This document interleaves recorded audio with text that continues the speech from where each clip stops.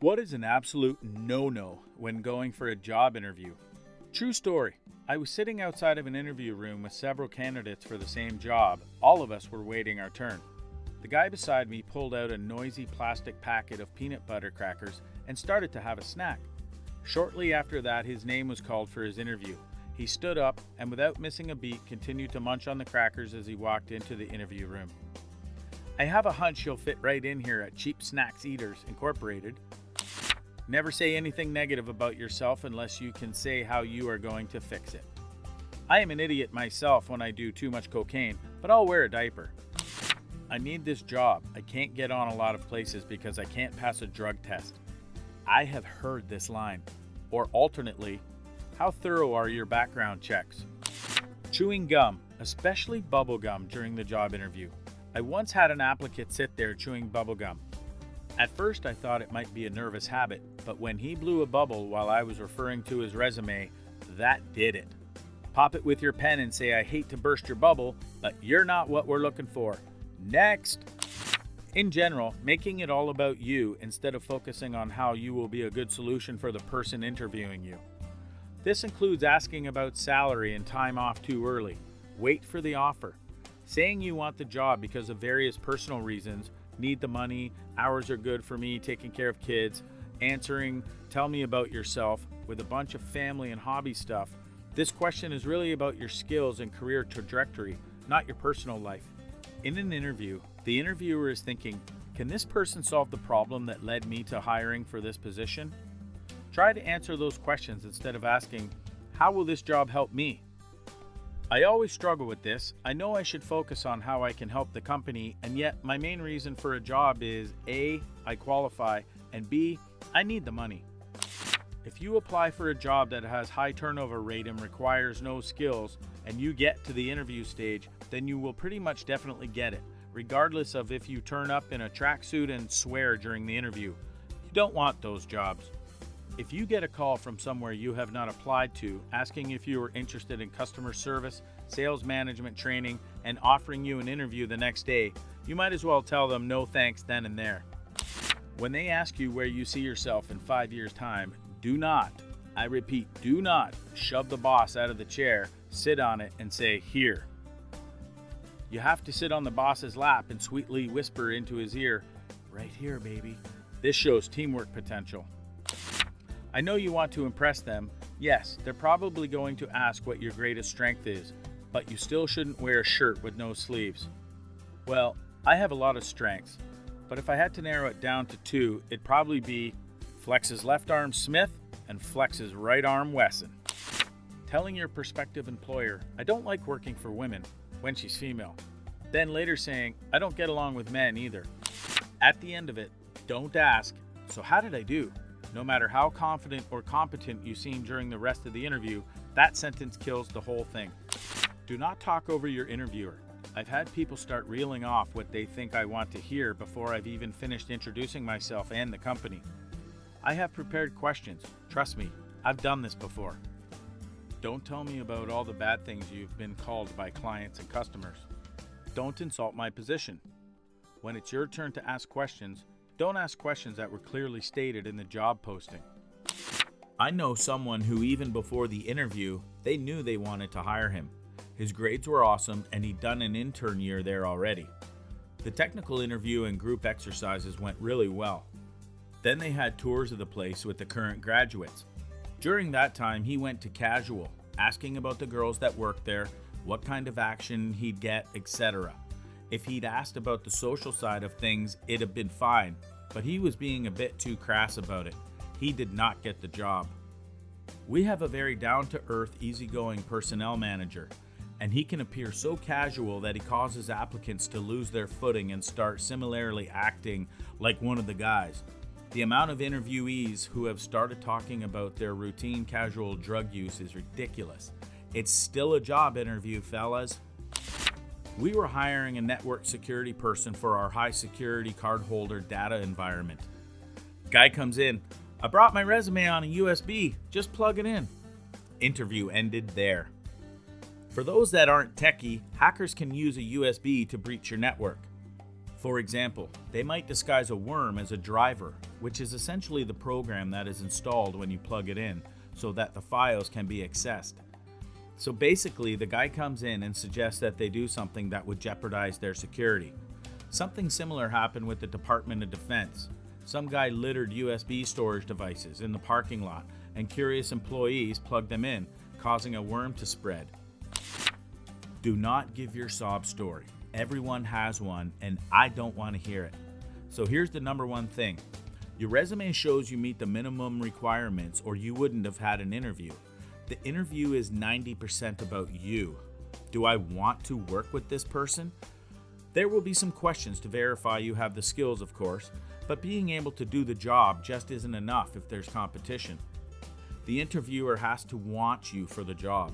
Think of it as the beer after a work test. Would I want to grab a beer with this person after work? If the answer to that question is yes, and you are truly qualified, you have a very good chance of getting the job. One of my favorite tips, when you walk into the room, do a quick scan. If it's the interviewer's office, there's likely to be something you can humanize the interview with right off the bat. Local sports team. Ah man, can't believe they lost that game last week. Pictures of family. Cute kids. Did you all get away for Thanksgiving weekend? You're likely to get a 30-second person-to-person interaction going prior to the interview, and you've just made it a much more personal process. Asking about pay before it's brought up. Also responding to, why do you want to work here? Anything along the lines of, I need a job is not a good answer. These are the most common flubs of most candidates' answers, and the best advice I can give. It's a half a question to weed out idiots. We all know why we want jobs. It's why do you want to work here rather than at me similar jobs down the street. What makes this job a good fit for you? My brother could use this thread. At his last job interview, the manager asked why he wanted to work for that employer, and his answer was, my dad wants me to get off and get a job. Honesty is a great quality, but you should obviously know when you need to talk rubbish. I got one of my friends an interview for a manufacturing position, and she decided she had to be 100% honest so she wouldn't embarrass me. So when the question came up about how well she worked in a team, she answered honestly. I don't like working in teams, and I don't like working on my feet. She did not get the job. Not showing interest in the position or the interviewer, and saying you want the job because you want to make money. I was the hiring manager at a McDonald's, and I can't tell you how many people I interviewed who looked like I was wasting their time by interviewing them, thinking that because it was McDonald's, they had the job already. Do not be disrespectful to anyone, especially not the non-white, non-male interviewers, or the receptionist, or your HR contact. All of this stuff is noted and will affect whether you are hired. I've interviewed people alongside a male colleague. Some people didn't react well to a small brown girl when there's a white or Asian male alongside. They choose to maintain eye contact only with him. When I ask a question, they direct the answer to him. When I'm indicating their answer is wrong, they look at the guy with she's crazy, right? Let's both tell her how wrong she is look. Never mind that the guy is usually a first-timer shadowing me. I've seen male chauvinists really disrupt the vibe of a team when they treat the girls badly and it forces people to pick sides. I prefer not to hire people who might mess up what I've worked hard to build and who might have issues with my authority. A 20-year-old kid came into an interview and I was going to hire him regardless, but his baby mama insisted to sit in on the interview and was asking the majority of the questions while he sat next to her hunched over, head down, shoulders slumped, virtually no eye contact. I knew then who wore the pants and that he would be useless, so he didn't get hired.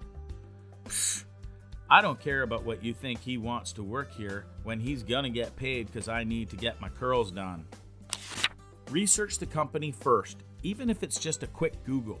Then, when it's your turn to ask questions, make sure you work in some of your new knowledge in some way. They'll see that you care enough to find out about the company. Makes you look engaged and hardworking. People would be amazed at the positive reaction I get at job interviews and nice head nods from 10 minutes of Googling the company. Knowing just a little bit about the company vision, history can give you a competitive edge over other candidates. The biggest one, in my experience, is that people often have no questions of their own. When it is said, it's a chance for you to interview the company. Take that literally. I often have a list of 15 questions I put forward about the day-to-day, the training, the technologies in use, what the code base or other such working environment looks like, the tooling. I want to know what my work will look like when I get the offer. If you don't care to know anything about the job, then you'll likely come across as disinterested. Really interview the company. Here are the do's. Keep your hands above the table or on your lap if there is no desk. Turn your phone off. Manners, use them. I advise showering a few hours before the interview so the soap, deodorant, cologne, perfume is not overpowering. You don't want to smell bad, but not distracting. Always show up early, like 30 minutes to locate where you need to be and 15 minutes to announce you are there and ready when they are. Also, small talk is good. It makes you look more comfortable to be around, but do not be over opinionated in your talk and avoid sensitive topics. Hope that helps. Also, don't forget to proofread. Can instantly hurt your credibility. I've heard so many what to do's and what not to do's while interviewing. In all honesty, there's no right or wrong answers besides obvious, don't get swifty while interviewing. Each interviewer is different. I remember my old boss telling me he didn't give a damn about where we went to school, and then another boss told me he got mad when people didn't mention their schooling. There are basics you can follow, but really at the end of the day depends on the interviewer's personality and if it clicks with yours. But what if your employer is a huge fan of Rick and Morty? Can I get swifty then? Don't ask about the company's annual billings as I once did in an attempt to sound smart. I found the number beforehand. Not searching, just found it in my preparatory research, and I thought maybe she would be impressed if she asked what I thought it was, and I relayed the correct answer. Instead, the interviewer said, "That's none of your business," and the rest of the interview didn't go well after that. I'm a smoker, but now with the job interviews, I make sure I do not reek of smoke before. I will smoke at least an hour or so before, and that's it. From my experience, people get slightly offended by stale cigarette smoke masked by perfume. Interviews. Pretty much the only time that two people will sit opposite each other and completely kid themselves for 15 minutes. I don't get questions like, "Why do you want to work for this company?" I'm sure there are exceptions, but the honest answer to that question is, "So I can afford my rent." But nah, you have to waffle on about having some genuine interest in the company when most people could not give a flying hit at a rolling donut about it. They just want to work and get paid.